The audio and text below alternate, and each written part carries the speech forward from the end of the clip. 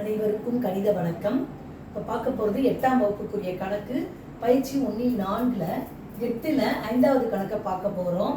பின்வரும் தசம எண்கள் மற்றும் பின்னங்களின் வர்க்கமூலத்தை காண்க.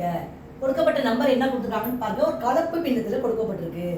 7 18/49 வர்க்கமூலம் கண்டுபிடிக்க சொல்லி கணக்கு கொடுத்துருக்காங்க. இது என்ன பின்னம் இதுன்னு பார்த்தா கலப்பு பின்னம். முதல் ஸ்டெப், இந்த கலப்பு பின்னத்தை நம்ம தகா பின்னமா ஃபர்ஸ்ட் மாத்திக்கிறோம். என்ன இருக்கு பாருங்க, 7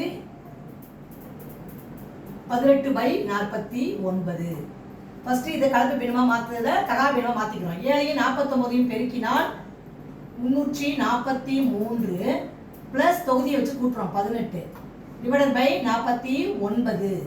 இது ரெண்டையும் கூட்டினோம்னா 361/49. இப்போ நம்ம இந்த கலப்பு பின்னத்தை தகா பின்னமா மாத்திட்டோம். இப்போ இந்த வர்க்கமூலம் என்ன கண்டுபிடிக்க போறோம்? 361/49 வர்க்கமூலம் கண்டுபிடிக்க போறோம். ஃபர்ஸ்ட் 361ஓட வர்க்கமூலம் கண்டுபிடிச்சுக்கிறோம். இது 19ஆம் வாய்ப்பாடுல மட்டும்தான் இது வகுப்படும். 361 19 × 19 361. திரும்பவும் 19 வகுக்கிறோம். ஓர் 19 19. அப்ப இந்த 361 வர்க்கமூலம் கண்டுபிடிச்சா என்ன கிடைக்குது? 19 டிவைடட் பை 49க்கு அப்படின்னா நம்ம என்ன ஏற்கனவே தெரியும், 7 × 7 49. அப்ப வெளில எடுத்தோம்னா 7 கிடைச்சிடும். அப்ப 49 வர்க்கமூலம் 7.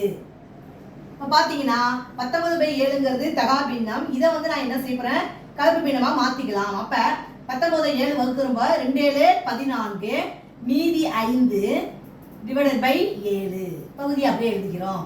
அப்ப இந்த கணக்குக்குரிய விடை therefore 7 18/49 வர்க்கமூலம் is equal to 2/5/7. இதான் இந்த கணக்குக்குரிய விடை ஆகும். புரியுதுங்களா?